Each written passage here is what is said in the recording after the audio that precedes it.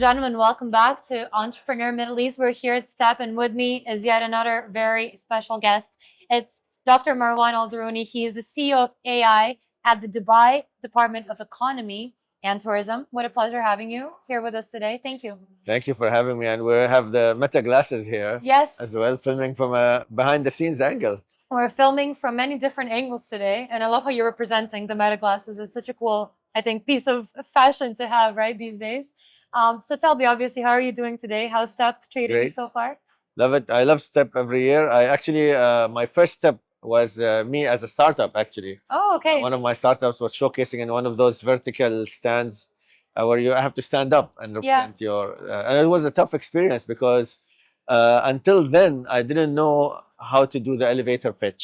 Okay. And having 100, 1,000 people or whatever number of people visiting, you're actually refining that elevator pitch. So being in a stage like Step is extremely important for an entrepreneur to hone their skills, basically. Right, right. And I mean, I have to say, with a lot of like honor and privilege, that we're currently in a country that's setting the trends for AI. It's setting the trends for the future of AI. What we compare it to any other country in the world, we're 10 steps ahead.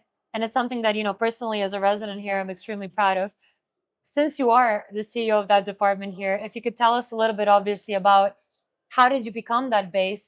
Why do you think the people here in the UAE, became the powerhouse for AI, and where do you see it going in the near future? I think in Dubai, the whole idea of Dubai comes from its leadership. Hmm. The leadership is always forward looking. And Dubai, since its inception, the leadership was always thinking about the bottom line for people. Why would anybody move to Dubai? Why would anybody do business with Dubai? That's why it was in the early days a hub for traders, a hub for the ports. Dubai ports was one of the biggest, if not the biggest at the time when it was built. And people thought it was absurd to build a huge port like that in You Jebel say Ali. Mina, right? As Yeah, port. Jebel Ali port. Okay. Yeah, and even in the region, there was nothing as at that scale when it was envisioned to be built. So, by it thinks big, acts, it does what it says it will do. World's tallest tower. One of the first countries to do a digital transformation. One of the first countries to have its all sovereign, identity that is completely digital. It's one of the first to have the blockchain strategy as a city, one of the first, if not the first, to have made for purpose virtual assets and crypto regulator, and one of the first in the world to publish AI ethics back in 2017. The UAE was one of the first to announce, if not the first to announce, the AI minister. So all Exactly. of this really builds the story or the narrative that Dubai and the UAE are serious, and the leadership is not only serious about the ideas, but also about the execution Right. of those ideas.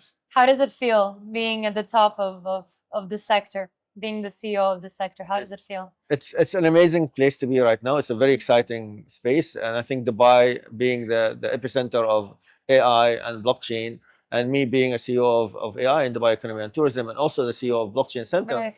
is a really a match made in heaven. I think the advent of AI agents will make the usability of those AIs in the real world much more, uh, prevalent, and it's an easy, natural fit as well. Because Dubai, like I mentioned, has the first fully digital identity. You can do everything online. Exactly. You Yeah. can do everything from your mobile phone. You can program everything. Even we have a unified payment solution, which is Dubai Now. Yeah. So all of this stuff being completely digital, the only limitation is the imagination of the entrepreneur. If you can build it, and now you have no excuse that you can build it, because you have all these AI agents, you have platforms like Replit and Lovable and Cloud Code, and all these tools at your disposal. We have the mechanisms as incubators, accelerators. We're sitting in Dubai Internet City, which again, it was in 2000, by the way, the Started way epicenter, back. Yeah. the epicenter of the internet worldwide. There was no other city or country in the world that did what Dubai Internet City did, and we're still here, and we're still thriving. And Step has been 14 years here as well, and it's always buzzing. So we are Amazing. living at the center of the world when it comes to innovation, not only enablement of innovation, but actually projects that go to market in the Of fastest course, way. of course. Now, I do have a kind of question card set here for you. It says hot takes and controversials when it comes to AI. You don't need to reply in too long of sentences. I'm just going to quickly run through it with you. Is AI more a hype or a substance right now? I think it's a mix of both. I love it now because of all the buzz about building your own agents and your agent running 24/7. And there's a lot of people working on this. And what we've seen in the last 3 weeks as innovation has been mind-boggling. Yeah. Interesting. Who's winning the AI race, in your opinion? Is it startups or is it big tech? I think startups right now, they're much more agile. They come up with the idea, I think, right? And right now, you can come up with an MVP and build it with zero cost because of the tools that are available. So you owe it to yourself to try that. Right, right. What's the most overrated AI tool, in your opinion? I think they're underrated actually. Okay. I was super scared you're gonna say ChatGPT because a lot of people say ChatGPT. No, I don't.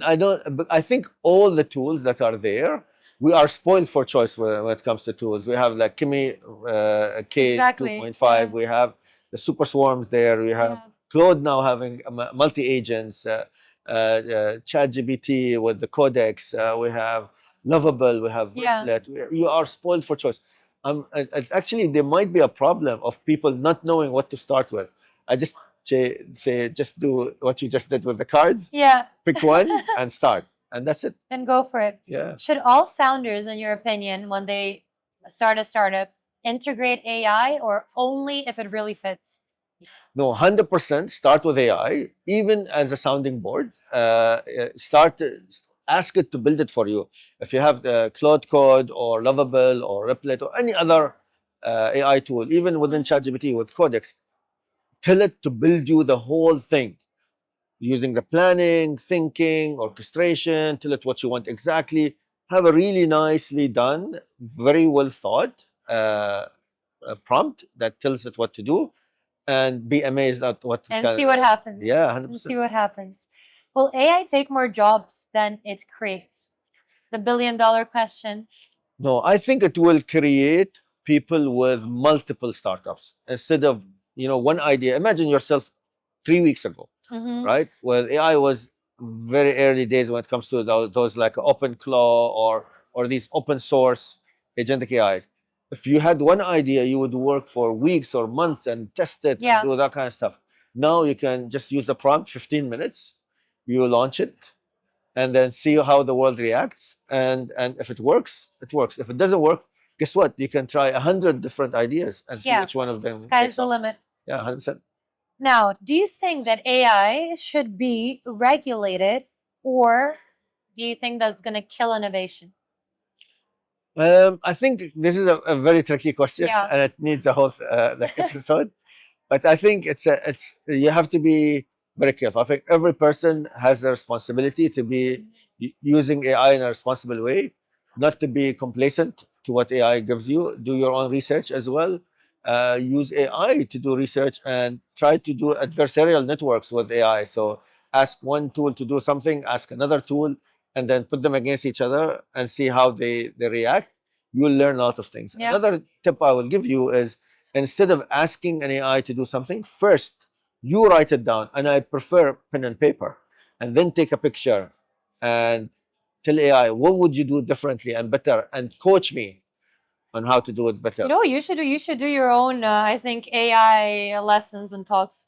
Oh, thank you. I should. Because honestly, I think the most important thing that's missing with AI is education. Yes, here we have it, but go back to Europe. None of my friends, none of my family members, they don't intake AI as we do here. And you wonder, why do they fear it?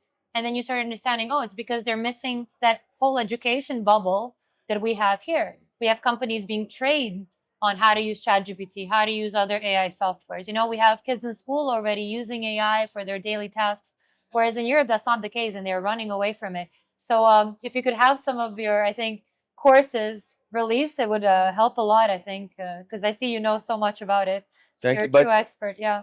Thank you. And we in Dubai Economy and Tourism, for example, we have something called Future Fridays. Okay. So Future Fridays, everyone, and not only me, we bring in experts from the industry, we bring in startups, we bring in any employee that's done something clever with AI to show and tell.